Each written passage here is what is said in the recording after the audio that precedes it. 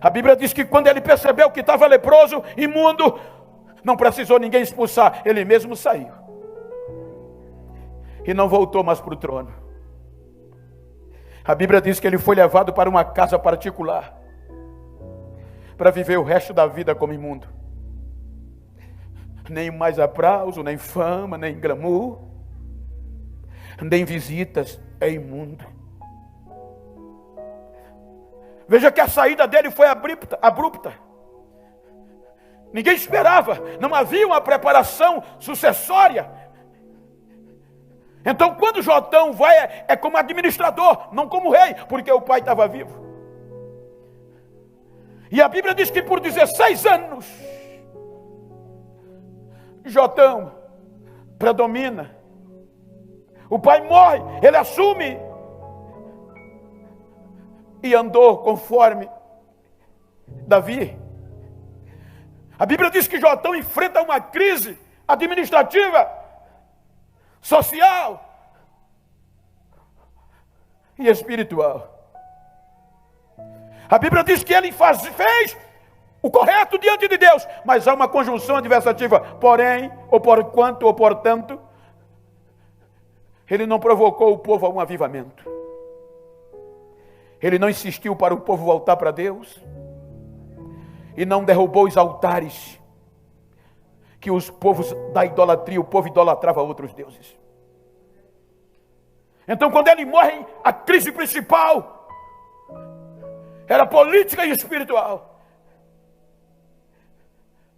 Então Acais assume o poder na dinastia de Judá de Davi. A Bíblia diz que o rei Acais tinha tudo para fazer história,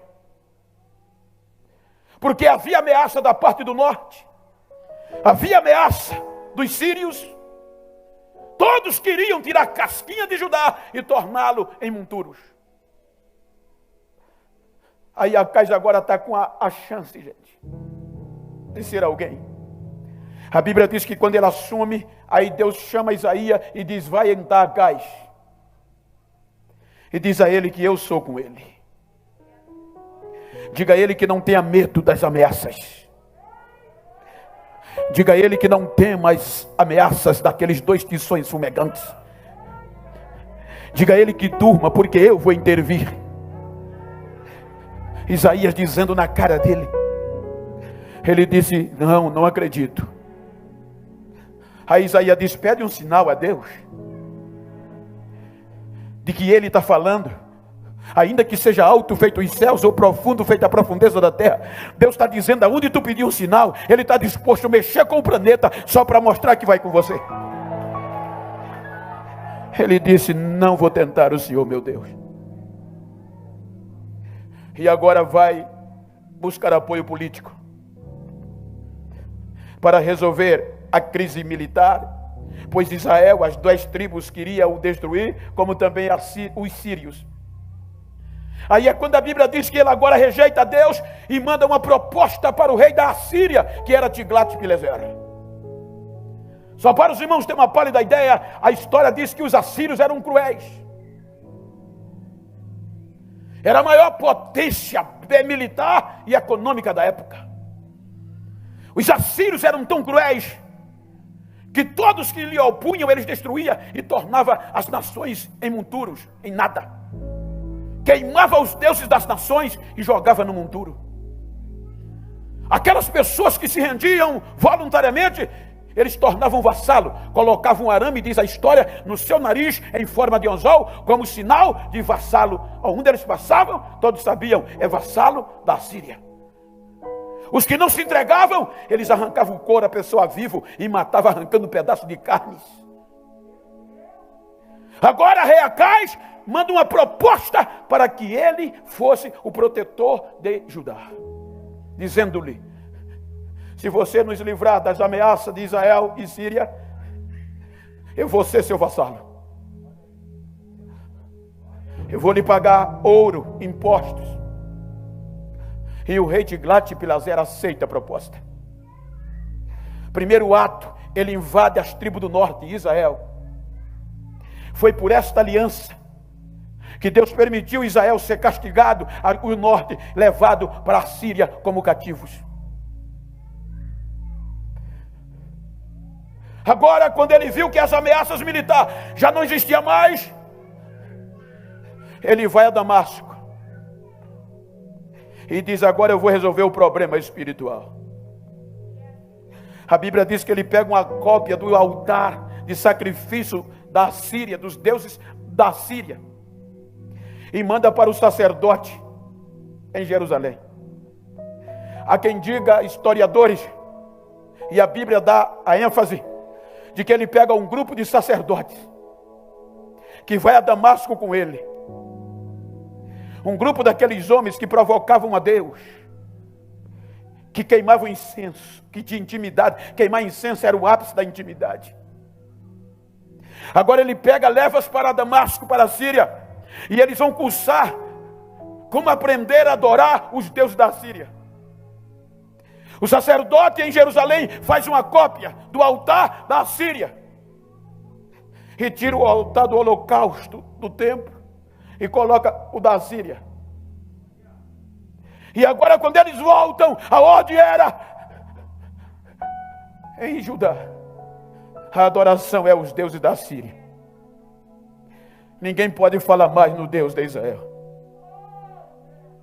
Aqueles sacerdotes que se queimavam incenso se venderam, a maioria. Então agora já se não adoravam mais a Deus, mas eles subiam os montes e queimavam incenso e os próprios filhos em sacrifícios aos deuses da Síria. O negócio foi ficando feio. O rei Acaz, para piorar, mandou fechar a porta da igreja. Quando a porta daquele templo, que era palco de glória, o templo tão falado, o templo tão honrado, tão esperado, agora a porta está fechada. Agora não tinha mais sacrifício a Deus. Agora não tinha mais sacerdote queimando incenso. Agora os deuses da Síria eram adorados. Agora havia crise, aparentemente resolvida, mas espiritualmente não havia avivamento, porque tiraram o Deus de Israel. A glória deixou de existir.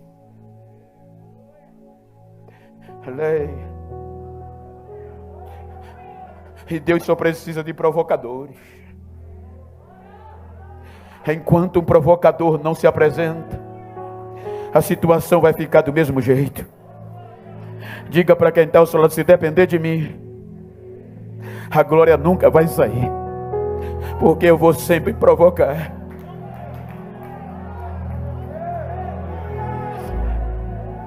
Imagina a situação: o altar corrompido, o palácio corrompido, e a Bíblia diz que o povo corrompido. Deus distante, a porta da igreja fechada. Só para você ter uma ideia, o período de tempo que a gente ficou, eu vi irmão chorando em casa, porque viu a igreja fechada por alguns dias. A Bíblia diz que os adoradores que iam ao templo, nada os impedia. As pessoas que saíam do extremo norte, enfrentavam vales de lágrimas, as tempestades de areia. Eles tinham tudo para desistir. E as pessoas perguntavam: por que vocês não desistem? Eles diziam: porque nós somos renovados pela esperança de chegar em Sião e adorar. Agora Sião não tinha mais adoração. Agora não tinha mais glória.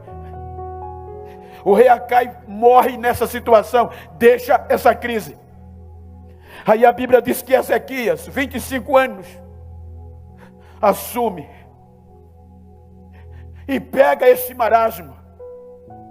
Porque uma coisa é agradar o povo, outra coisa é agradar a Deus.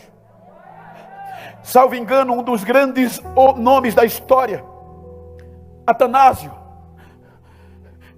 quando ele não quis aceitar os maus costumes, quando ele não quis aceitar as coisas mundanas dentro do contexto espiritual, ele bateu pesado, e aí o mundo se voltou contra ele. E segundo a história diz que a mulher dele disse: Atanásio, o mundo todo está contra você, e pensa que ele desistiu, ele disse, e Atanásio está contra o mundo. Então agora Ezequias assume o poder contra tudo e contra todos. E sabe qual foi o primeiro ato administrativo? Ele tinha tudo, mas ele, o primeiro ato é abrir a porta da igreja. Ele mandou restaurar. Primeiro ato administrativo foi restaurar a igreja. Quando a porta da igreja foi restaurada e aberta, e a igreja é restaurada, ele faz uma reunião. E quem participa da reunião? Os sacerdotes, queimadores de incenso. Então naquela reunião diz a Bíblia que ele proclama em praça pública: escutem, dizia ele, parafraseando, os nossos pais erraram, os nossos pais pecaram, fecharam a porta, mas eu, Ezequias, estou disposto a fazer uma aliança com o Senhor Deus de Israel, para que o furor da sua ira se afaste de Judá. E eu quero saber se ainda tem queimador de incenso aqui.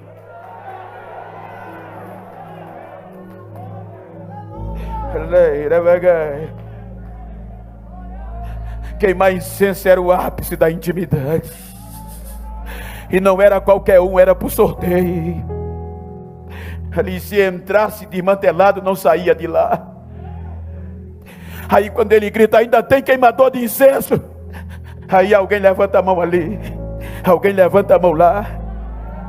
Quando ele sente firmeza, irmão, no meio da crise, no meio da vida em risco, no período de Acabe, tinha tudo para ninguém ter mais queimando incenso, mas no meio da crise ainda tinha alguém que ainda tinha incenso escondido, ainda tinha alguém que não tinha perdido a essência. Levanta a mão. Quando levanta uma mão, ele sente firmeza.